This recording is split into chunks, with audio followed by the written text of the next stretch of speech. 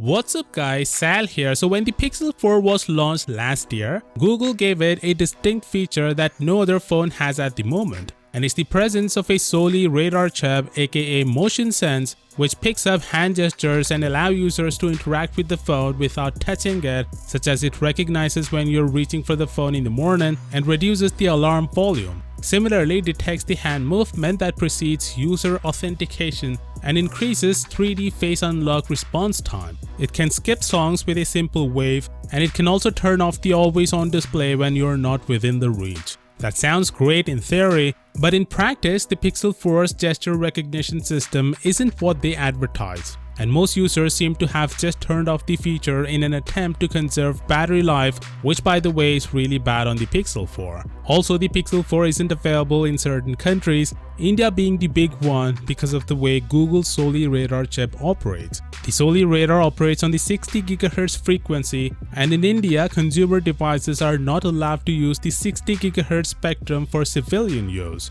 And because the handset wasn't available in many markets, and also because the phone didn't offer enough value to the consumers, the sales of the handset was pretty bad. Google only sold 2 million Pixel 4 units in 6 months. In comparison, they sold 3.5 million units of the Pixel 3 in the same time frame. Now, it looks like with their latest flagship, the Pixel 5, Google reportedly plans to go back to the basics and give up some innovative features such as, you've guessed it, the motion sense. This comes from 9to5 Google's Stephen Hall, who claims that his sources say the Pixel 5 will not have the Soli radar chip. Considering how the motion sense is a gimmick which takes a big toll on the battery and also prevents Google from selling the Pixel 4 in many markets, it doesn't seem all that surprising to hear Google might abandon motion sense altogether. And it's a very good move in my opinion, because Google mentioned that for Soli to do tasks like these, they need a bigger Soli radar chip, which they cannot put inside a smartphone-sized gadget ever. Soli integration in laptops and desktops would be a lot more useful than on mobile phones. But that's not to say that Google hasn't done a tremendous job here. The tech innovation required to make all of this possible on the phone are incredible.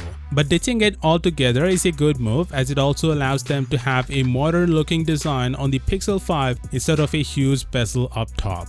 Anyway, I think because of this and due to the fact that the phone will have a Snapdragon 765G processor, the Pixel 5 will have a lower price tag compared to the Pixel 4. The Pixel 4 and 4 XL were priced at $799 and $899 respectively, so it's not out of the way to believe the Pixel 5 series to have a lower price tag than this, which will surely make the Pixel 5 a more attractive option to potential buyers, especially after every other major Android OEM has dramatically increased the prices of their flagships this year. Anyway, let me know what you think about this. Would you miss the motion sense on the Pixel 5, or you don't even care?